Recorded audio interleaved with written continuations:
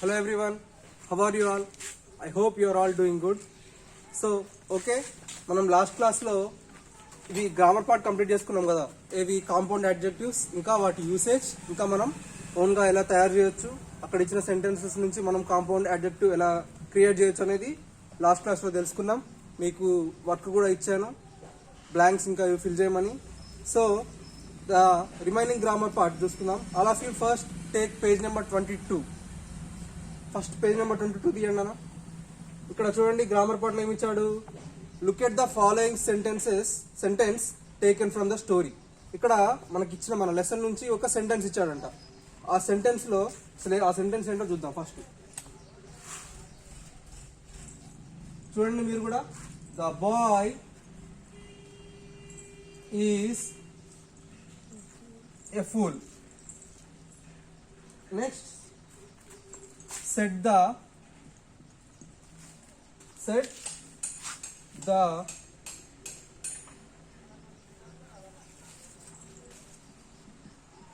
gentleman in the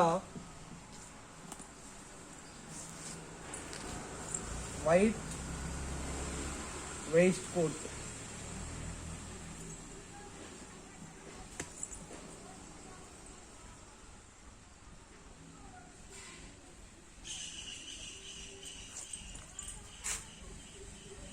ఇది అక్కడ మనకి ఇచ్చిన sentence. The boy is a fool said the gentleman in the white waistcoat. ఇందులో ఈ పార్ట్ వరకు అండర్లైన్ చేశాడు కదా. చూడండి ఒకసారి. The boy is a fool said the gentleman in the white waistcoat. ఈ పార్ట్ ని అండర్లైన్ చేశాడు. ఎందుకు అండర్లైన్ చేశాడు చూస్తున్నాం. As you know the above underline expression can be changed into a question. ఈ సెంటెన్స్ లో ఇక్కడ అండర్లైన్ చేసిన ఈ పార్ట్ వరకు ఉంది కదా, దీన్ని మనం క్వశ్చన్ కింద కన్వర్ట్ చేసుకోవచ్చు. ఓకే, అంటే ఇక్కడున్న పార్ట్ని మనం చిన్న చేంజెస్ చేస్తే ఈ సెంటెన్స్ మొత్తం ఒక క్వశ్చన్ లాగా చేంజ్ అవుతుంది. సో ఎలా చేంజ్ చేయొచ్చు చూద్దాం. చూడండి. How do we change the above statement into a question. ఈ స్టేట్మెంట్ని మనం క్వశ్చన్ లాగా ఎలా తయారు చేసుకోవచ్చు. By putting the auxiliary verb before the subject boy. The boy మనం ఎలా కన్వర్ట్ చేయొచ్చు అంటే, ఇక్కడ ఈ సెంటెన్స్లో ద బాయ్కి ముందు ఒక ఆక్సిలరీ వర్బ్. అంటే ఈ సెంటెన్స్ లో ఆక్సిలరీ వర్బ్ ఏంటంటే the boy is a pool.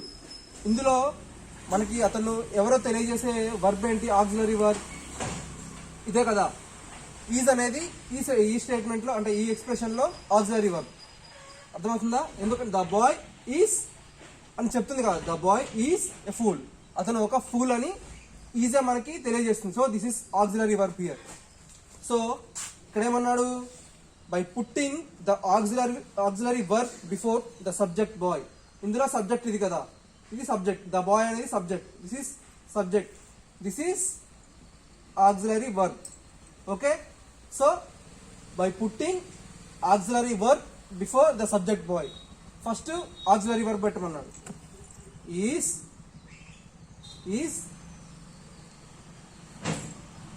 The boy a pool. చూడండి ఇక్కడ మీకు అదే ఇచ్చాడా. The boy is a fool. దాని కింద చూడండి ఎగ్జాంపుల్ ఉంది కదా. The boy is a fool, auxiliary వర్బ్ని ముందుకు పంపించాడు. Is the boy a fool. ఇప్పుడు చూడండి, దీన్ని కలుపుకొని దీన్ని చదవకుండా ఇది చదువుకొని సెంటెన్స్ చదవండి ఒకసారి. Is the boy a fool said the gentleman in the white waistcoat. అర్థమవుతుందా? తను ఇక్కడ ఏమన్నాడు? The boy is a fool అన్నాడు. అంటే అతను డైరెక్ట్ గా స్టేట్మెంట్ ఇచ్చేశాడు, అతను ఒక మూర్ఖుడు అని చెప్పాడు. ఇక్కడ is the boy a fool, అతను ఒక మూర్ఖుడా అని ఇక్కడ ఈ జెంటిల్మెన్ అడిగాడు. అర్థమవుతుందా? ఇక్కడేమో స్టేట్మెంట్, అతను మూర్ఖుడు అని డైరెక్ట్ గా చెప్పేశాడు. ఇక్కడ is the boy a pool అంటే ఇక్కడ ఈ అబ్బాయి, ఈ బాలుడు మూర్ఖుడా అని ఆ జెంటిల్మెన్ అడిగాడు. సో మనం ఈ స్టేట్మెంట్ ని క్వశ్చన్ కింద కన్వర్ట్ చేసుకున్నామా లేదా? చేస్తున్నాం కదా. సో నెక్స్ట్ ఇంకా చూద్దాం. అర్థమైంది కదా ఇక్కడ వరకు అయితే. ఆక్సిలరీ వర్బ్ ని ఇక్కడ సబ్జెక్ట్ ముందుకు తీసుకొని రావాలి. So that is the main theme here. Next one, ఇక్కడ మనకు కొన్ని ఎగ్జాంపుల్స్ ఇచ్చాడు.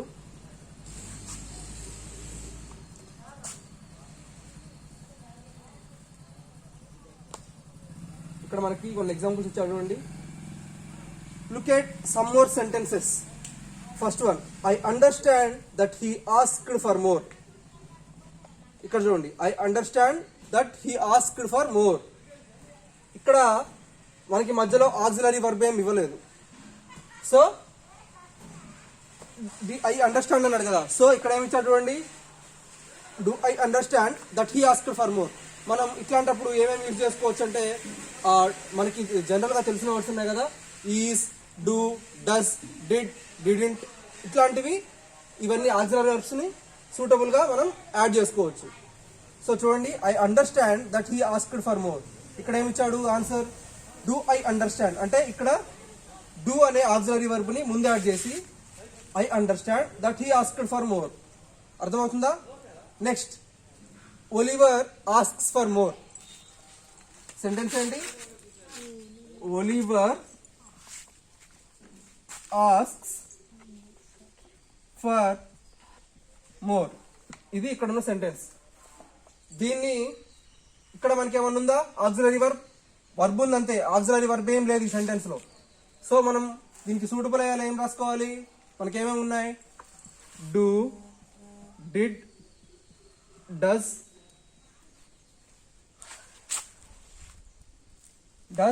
ఇంకా ఈస్, ఇవి ఇట్లా మనం యాడ్ చేసుకోవచ్చు. సో మనకి ఇక్కడ సూటబుల్ అయ్యే ఆక్సిలరీ వర్బ్ని యాడ్ చేసుకొని ఈ సెంటెన్స్ అంటే ఈ ఎక్స్ప్రెషన్ని మనం క్వశ్చన్గా కన్వర్ట్ చేద్దాం.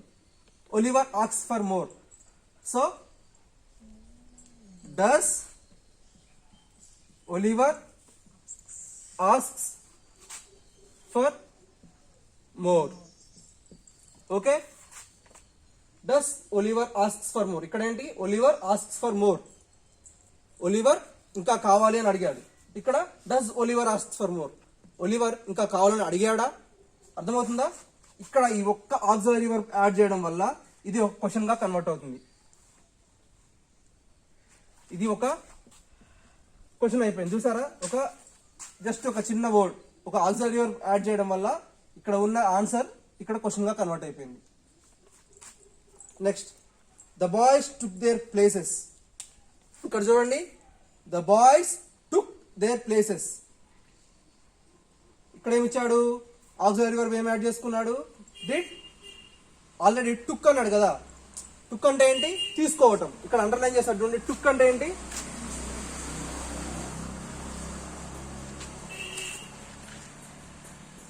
టుక్.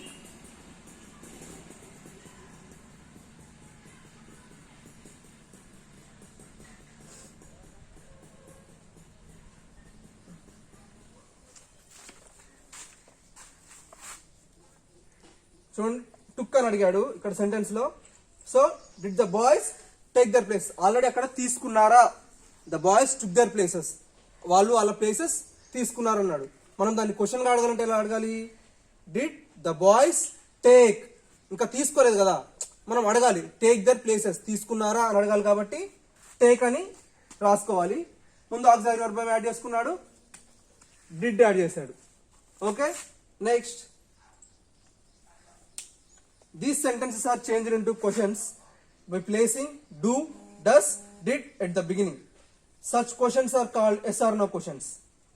ఇక్కడ చూడండి, these sentences are changed into questions by placing. ఏమేమి ప్లేస్ చేశాడు? డూ, డిడ్, డస్, ఇట్లా ఈజ్, ఇట్లా ఈ ఆక్సిలరీ వర్బ్స్ ని యాడ్ చేసి క్వశ్చన్స్ కింద కన్వర్ట్ చేశాడు. Does Oliver asks for more. ఇంకా did the boys take their places. Next, ఇక్కడ మీకు కొన్ని ఇచ్చాడు, 7 ఇచ్చాడు అనుకుంటా. 7, ఈ 7 మీరు, నేను కొన్ని చెప్తాను, మిగతావి మీరు రాయాలి. Oliver was frighten at the sight of so many children. ఇక్కడ ఈ సెంటెన్స్ లో మనం ఏం యాడ్ చేసుకోవచ్చు? Auxiliary verb. Oliver was frighten at the sight of so many gentlemen. అంటే దాని మీనింగ్ ఏంటి? ఒలివర్ అక్కడ ఉన్న చాలా మందిని చూసి భయపడ్డాడు అన్నాడు కదా. ఆ సెంటెన్స్ మీనింగ్ అది. మనం తెలుగులో ఎలా అడగవచ్చు దాన్ని? అక్కడ ఉన్న వాళ్ళందరినీ చూసి ఒలివర్ భయపడ్డాడా అని అడగాలి. సో వీ షుడ్ యూస్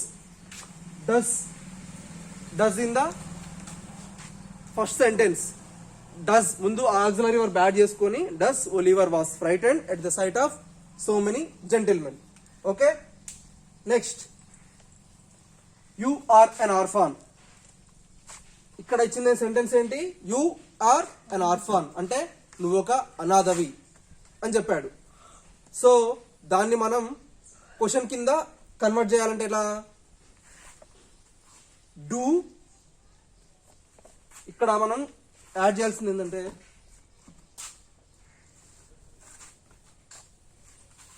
ఈ సెంటెన్స్ లో ఫస్ట్ ఈ సెకండ్ సెంటెన్స్ కదా, ఫస్ట్ అక్కడ ఉంది ఏంటి? యు ఆర్ ఆర్ఫాన్, నువ్వు ఒక అనాథవి అని అన్నాడు. సో నువ్వు ఒక అనాథవి అని అన్నాడు. దీన్ని మనం క్వశ్చన్ కింద ఎలా కన్వర్ట్ చేసుకోవచ్చు? నువ్వు ఒక అనాథవి అని నీకు తెలుసా కదా, నువ్వు ఒక అనాథవి అని అంటున్నాడు. అతనికి తెలియాలంటే క్వశ్చన్ లాగా అడగాలంటే నువ్వు ఒక అనాథవి అని నీకు తెలుసా అని అడగాలంటే do auxiliary verb do add చేసుకుందాం. అతనికి అడగాలంటే డూ యూ నో ఇట్లా యాడ్ చేసుకొని తర్వాత ఇది మనకి ఇచ్చిన sentence you are an orphan. ఇప్పుడు ఈ క్వశ్చన్ చూడండి ఒకసారి.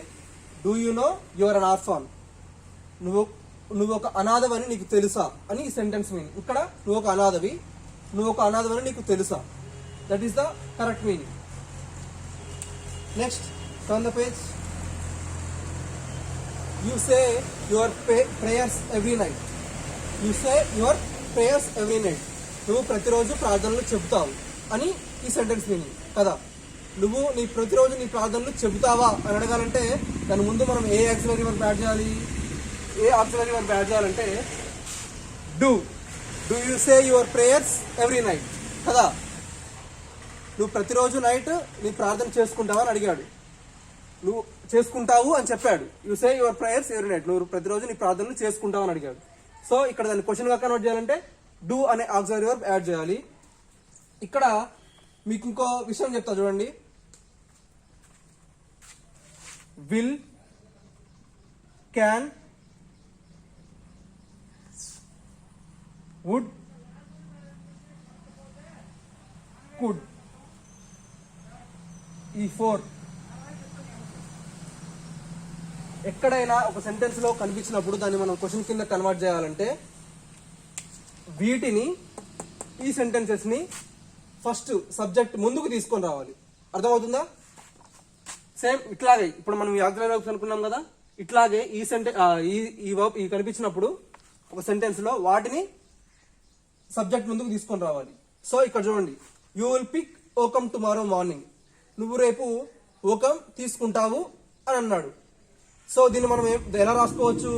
చెప్పాం కదా already, will, can, would, could అని ఉంది కదా. మనం ఎలా రాసుకోవచ్చు అంటే విల్ ముందు రాసుకొని, అంటే విల్ అనే ఆక్సిలరీ వర్బ్ ముందు రాసుకొని will you pick oakum tomorrow morning కదా. విల్ అని ముందు రాసుకోవాలి ఆక్సిలరీ వర్బ్, తర్వాత మిగతా సెంటెన్స్ మొత్తం రాసుకోవాలి. So next, mister Bumble rushed into the room. Mr Bumble అనే వ్యక్తి హడావిడిగా రూమ్ లోకి వచ్చేసాడంట. దాని క్వశ్చన్ గా ఎలా రాయాలి? ఏ ఆక్సిలరీ వర్బ్ యాడ్ చేద్దాం? డస్ యాడ్ చేయండి. ఎందుకంటే డస్ యాడ్ చేస్తే చూడండి, does Mr Bumble rushed into the room. Mr Bumble అనే వ్యక్తి ఆ రూమ్ లోకి త్వరగా వచ్చాడా, ఆదరాబాదరాగా వచ్చాడా. Next, they can devour the big bowl. వాళ్ళు అక్కడున్న బౌల్ మొత్తం తినగలరు అని అంటున్నాడు. సో ఇందాక చెప్పుకున్నాం కదా, క్యాన్ వచ్చినప్పుడు ఏం చేయాలి? సబ్జెక్ట్ ముందుకి తీసుకొని రావాలని చెప్పాం కదా. So can they devour the big bowl. ఆ క్యాన్ ముందు రాసుకొని తర్వాత సబ్జెక్ట్ రాసుకోవాలి. Can they devour the big bowl. Next, boys have generally excellent appetite. Appetite అంటే ఏంటి? చాలా ఆకలి ఉంటుంది వాళ్ళకి ఎక్కువ. జనరల్లీ ఎక్సలెంట్ అపటైట్ అన్నాడు. అప్పుడు దాన్ని మనం క్వశ్చన్ కింద ఎలా రాసుకోవచ్చు? Do boys have generally excellent appetite. నిజంగానే వాళ్ళకి అంత ఆకలి ఉంటుందా కదా. So you should add do for the 7th one, last one.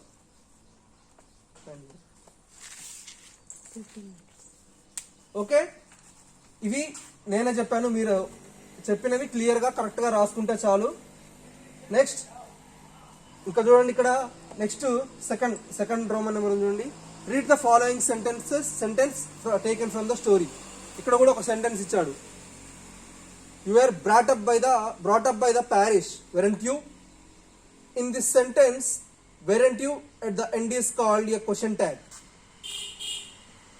Okay, ఇది రాసుకోండి, ఆక్సిలరీ వర్బ్స్ రాసుకోండి.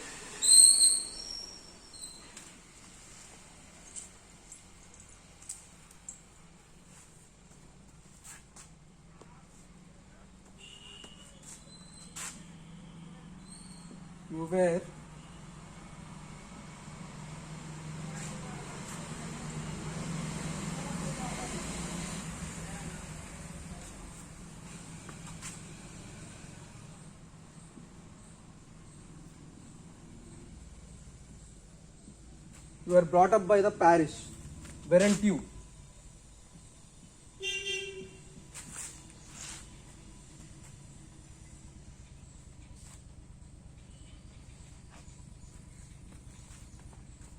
ఇది మనకి ఇచ్చిన సెంటెన్స్. ఇక్కడ దీని గురించి ఏమంటున్నారు చూడండి. In this sentence weren't you at the end is called a question tag. ఈ సెంటెన్స్ లో వెరెంట్ యూ ఎక్కడ ఉంది? ఇదిగోండి, weren't you at the end is called a question tag. దీన్ని క్వశ్చన్ ట్యాగ్ అంటాం. Okay, next tags are used to get information or confirmation. ఈ tags ఎందుకు use అవుతాయంటే ఒక ఇన్ఫర్మేషన్ అంటే ఒక దాని గురించి మనం ఒక ఇన్ఫర్మేషన్ తెలుసుకోవడానికి, కానీ లేకపోతే కన్ఫర్మేషన్ అంటే అది కాదా, అదే కరెక్టా కాదా, లేకపోతే రాంగా అని ఒక కన్ఫర్మేషన్, లేకపోతే ఇది ఉందా లేదా, కరెక్టా కాదా అనే ఒక కన్ఫర్మేషన్, ఇంకా అక్కడ ఏం జరుగుతుంది, అసలు ఏమైంది అనే ఒక ఇన్ఫర్మేషన్ కోసం ఈ క్వశ్చన్ ట్యాగ్స్ అనేవి మనం యూజ్ చేస్తాం. The question tags are positive if the statements are negative. ఈ క్వశ్చన్ ట్యాగ్స్ అనేవి పాజిటివ్ అంట ఎప్పుడు? When the statement is negative. Okay, ఈ క్వశ్చన్ ట్యాగ్స్ అనేవి పాజిటివ్ ఎప్పుడు? When the statement is negative. Positive negative అంటే తెలుసు కదా మీకు, ప్లస్ మైనస్ అంటే ఇది పాజిటివ్ గా ఉన్నప్పుడు, ఇది పాజిటివ్ ఉందంటే ఇది నెగిటివ్ అని అర్థం. Next, and if the statements are positive question tags are negative. ఒకవేళ క్వశ్చన్ ట్యాగ్ పాజిటివ్ ఉంటే, సారీ స్టేట్మెంట్ పాజిటివ్ ఉంటే క్వశ్చన్ ట్యాగ్ నెగిటివ్. అర్థమవుతుందా? చూడండి, ఇది పాజిటివ్ ఉంటే, స్టేట్మెంట్ పాజిటివ్ ఉంటే question tag negative, question tag positive ఉంటే statement negative. These tags are short contracted form of questions. If the statement has an auxiliary, the tag begins with an auxiliary. In case it does not have an auxiliary, it begins with do, does, did. These tags are short contracted form of questions. ఇవంట ఒక short form, ఒక చిన్నగా అంటే ఒక short form of questions అంట. Short form of అంటే ఇంత, ఇప్పుడు question అంటే మనం పెద్దగా రాయాల్సిన అవసరం లేదు, ఒక చిన్న ఫామ్ లో ఒక క్వశ్చన్ ని మనం డిస్క్రైబ్ చేయొచ్చు. ఒక షార్ట్ ఫామ్ ఆఫ్ క్వశ్చన్స్ అంటే ఇవి.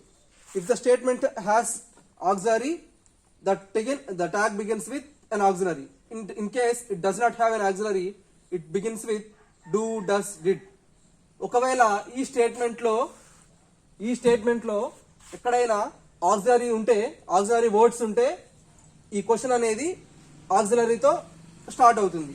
ఒకవేళ లేదనుకోండి, ఇక్కడ కూడా ఈ ఆక్సిలరీ ఉంది కదా, you were brought up by the perish.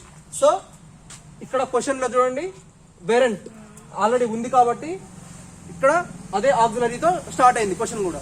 ఇక్కడ ఒకవేళ లేదనుకోండి క్వశ్చన్ లో ఎక్కడ, అప్పుడేం దేంతో యూజ్ చేయొచ్చు? Do, does, did. అర్థమవుతుందా? ఇంకా దేంతో స్టార్ట్ చేయొచ్చు మనం క్వశ్చన్ ని? Do, does, did. ఓకే, అర్థమవుతుందా? సార్ క్లియర్ గా వినండి. స్టేట్మెంట్ పాజిటివ్ అయితే క్వశ్చన్ ట్యాగ్ నెగిటివ్ అవుతుంది, క్వశ్చన్ ట్యాగ్ పాజిటివ్ అయితే స్టేట్మెంట్ నెగిటివ్ అవుతుంది.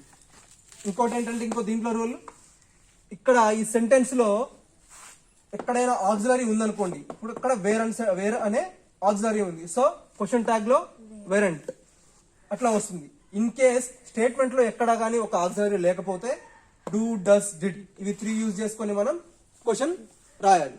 సో ఇవి మనం ఎలా రాయాలి, ఇంకా వీటి ఎగ్జాంపుల్స్ ఏంటి, ఎట్లా కన్వర్ట్ చేసుకోవాలి అనేది మనం will discuss in the next class. Okay, bye. Okay, ఇవి మీకు చెప్పాను కదా, ఇవి ఓన్ గా ఆల్రెడీ నేను చెప్పాను రాయాలి. సో ఒకసారి ఇవి చదువుకోండి క్లియర్, ఎందుకంటే మీకు ఇంగ్లీష్ చదవడం అనేది ఈజీగా అర్థమవుతుంది. కాంట్రాక్టెడ్, కొన్ని ఆక్సిలరీ, ఆ వర్డ్స్ మీరు స్పెల్ చేస్తూ ఉండండి. So that's it for the class today. Okay, bye.